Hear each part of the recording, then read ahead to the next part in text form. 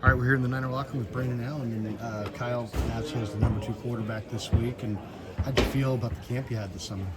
Yeah, I thought it went pretty well. Obviously, there's a lot of things you want to get better at and things you want to improve on, but I think getting a lot of those reps, getting a lot of work with the guys definitely helped me become a better quarterback and become a lot more comfortable in the system. Yeah, I thought, it seemed like you seemed very decisive this summer. You moved well within the pocket. Are you just more comfortable overall in this offense in year 2?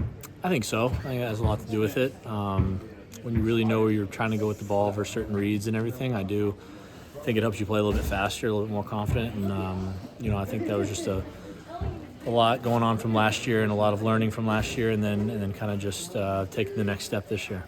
How's Brock looked this summer in your eyes? Obviously, he's going to start week 1 against the Jets. He's the number 1 quarterback. You're probably watching him as close as anybody. Yeah. How's he look to you? Great. Brock's been, had an incredible offseason. You can tell he's put a lot of work in, tried some things throughout camp, had some really good days, and, obviously get some of the live game experience there in the preseason, get his feet wet a little bit, and I think he'll be ready to go week 1. How's the opponent? How the Jets look on film? Yeah.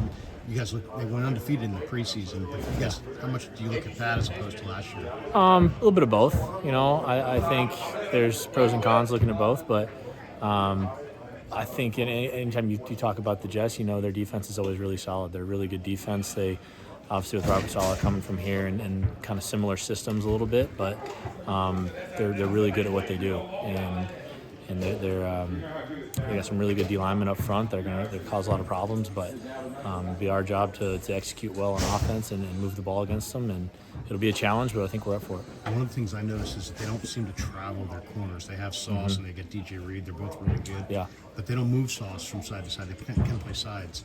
You look at all these teams around the league. Is that more common, or is it more common to play sides?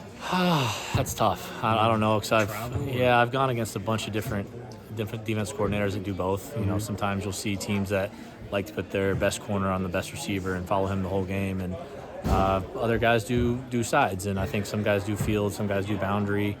It's really just a comfortability thing, I think, as a defense coordinator and what your guys are better at, and obviously the way they do things works for them, and they've played at a high level doing it that way. So I think it's really just kind of up to the defense coordinator. They inside the NFL, they had their player of the week, and they're going with guys they're football guys. And they went with Juwan. Yeah. Juwan is kind of your ultimate football guy. Absolutely. But you guys, what's it like with this receiving corps? Because you got different receivers. Yeah. You had a Ricky, you had a Jacob. Yeah. It's a bunch of different kind of guys. Your job is to get on page with them. What's it been like throwing to these guys this summer?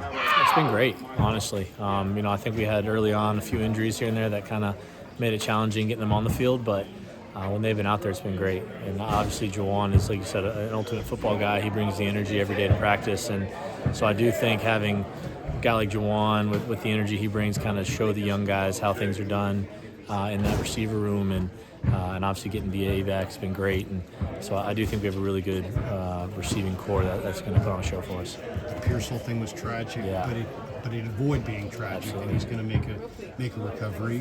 What's the impact of something like that on a room like that? Does something like that galvanize the guys in some ways? Bring them together? That's tough, and you're going to have to ask them on that. Just a scary situation, obviously, and one that, I think we're all pretty thankful for the outcome that did happen, but tough situation for Ricky, and he was back, I think, 2 days later up here in the facility, which I thought was crazy, but I don't. Obviously, guys feel for him. They want him out there. They want him doing his thing. But I think mainly we're happy he's just here with us. Okay, last one for you. We talked a lot about Ricky, but I thought Cowing showed a lot in this preseason. Yeah, absolutely. When you have a weapon like that, and he stretches the field vertically a little bit, does it really actually create more space for you underneath? Is that just something that will putting him out there potentially create a little bit more room on the field for you? I think so. I think anytime you got a guy that can run like that, the defense has to respect it. They have to respect the threat downfield, and when certain things happen like that, when you got a guy that can run by people, they may have to give a little more cushion. They may have to respect when he bursts that he might go deep, and can't just sit on certain routes. So I do think it opens a lot of things up when you have a guy like that can take defenders out or get by defenders and get down the field deep, because, like I said, it does make defenses have to respect the deep ball. Hey, good luck this year. Thanks for the time. Yeah, thank you. Brandon Allen, appreciate you.